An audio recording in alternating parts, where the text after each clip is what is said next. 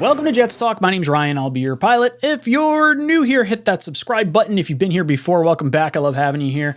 Boys and girls, we are talking OTAs, organized team activities. This is phase 3 of the offseason workouts. Phase 1 was the rookie camp. Phase 2, not any contact or lining up against one another. And then phase 3 begins today. So a few things of note. There's going to be 10 scheduled voluntary offensive team activities over the course of this next stretch of weeks. 4 are going to be open to the media. Those are May 23rd, which is tomorrow, May 31st, June 6th, and June 9th. So we'll be able to get some little bit more, tweets and images and things like that for those practices. Maybe see a little bit more going on. Teams can now line up in 7-on-7, 9-on-7, and 11-on-11 drills. That's something they couldn't do during phase 2 of the organized team activities. You actually are not allowed to line up with your defensive counterpart, basically like offensive players. We're allowed to line up against offensive players, but not against our actual defensive players. I don't really understand it, but either way, Jets can finally start doing some of the simulation stuff now. Mandatory training camp begins June 13th through 15th. So this is just the voluntary portion. Then we move into that mandatory portion in a few weeks' time. What is that, 3 weeks from now? But I want to get into some of the bigger stories from today and just about OTAs in general. First up, we get to talk a little bit about Aaron Rodgers. This is the first time we get to see him whipping the ball around to everyone involved, going up against the defense, kind of like this. Now, there was a pretty serious neck injury sustained during this play right here. If you watch very carefully, this cameraman's going to have to hit the IR because there's broken necks every which way as Mr. Aaron Rodgers runs it in for a touchdown here. We're going to expect to see a little bit more of this throughout the season. The last few years, I feel like we've had broken plays on offense where the quarterback was either told not to run or was afraid to run. So watching Rodgers, even in, just an OTA, making a little bit of movement happen is kind of nice to see. So I am looking forward to watching more of these Rodgers to Wilson highlights and all these little, clips and blips that we see pop up on the Jets Twitter. I just want it all. I want it all.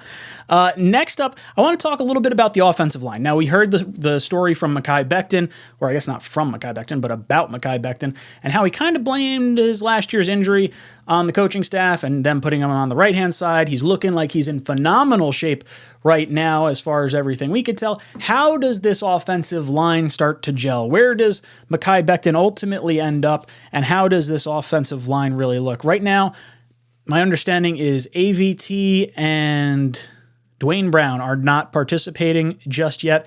I saw another list of other players, and I don't have it offhand now that I'm recording a video. I should have pulled it up beforehand.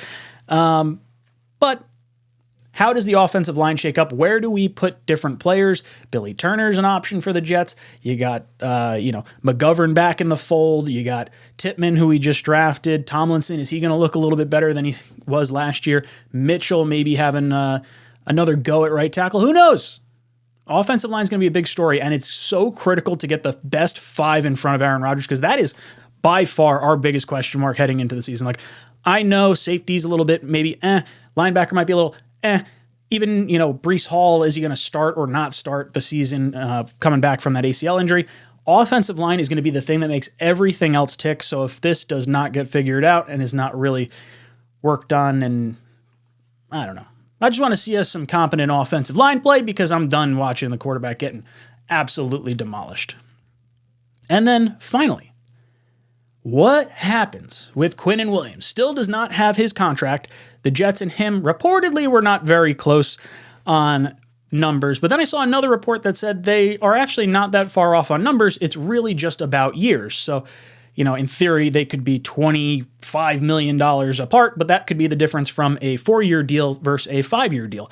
I could see a situation where Joe Douglas says, hey, look, this has got to be a longer-term deal if we're giving you this much money because, look, we have you under contract for, a lower portion. We have no problem paying you that, but then are you going to hold out on us in just 3 years' time for another big contract? And I think there's, some sort of value that I think the team would like to get, as well as, obviously the guaranteed money that Quinn Williams gets. So maybe in addition to an extra year of contract. Maybe the Jets offer up a little bit more guaranteed money. I like the little bit of give and take that could happen here. Now, the big question mark for me is going to be June 13th through June 15th with Quinn Williams. That is when mandatory mini camp starts. And at the end of last season, Quinn Williams was asked, are you going to skip voluntary workouts? And he said yes. He did not say he was going to skip mandatory workouts yet. So I'm curious to see, does he actually show up for these 3 practices in June? Or does he wind up, maintaining his holdout and kind of riding it out till training camp, which I do think is probably the most likely situation. I think deadlines get things done, and training camp in June doesn't necessarily scream deadline to me if I'm Joe Douglas, or really if I'm Quinn Williams. I mean, heck, the best thing for Quinn to do would just be to kind of sit and wait, and maybe some other defensive tackle gets paid between now and then the beginning part of training camp. And then Quinn has that much more of an argument to say, hey, look, I'm better than that guy over there. You got to pay me a little bit more than that. So if I'm Quinn, I know you want your money right now, but I don't think you necessarily have to be in a rush. I wouldn't put your body in any kind of harm's way. Like, I'm not saying go out and ball out and practice right now. I would wait and kind of until you get that big contract. But guys, that's kind of the 3 question marks that I'm looking forward to, at least over these next few days, weeks, and whatnot. Let me know your thoughts of how OTAs are looking. Are you excited to see Aaron Rodgers ripping the ball around? Let me know in the comment section down below. And as always, go Jets.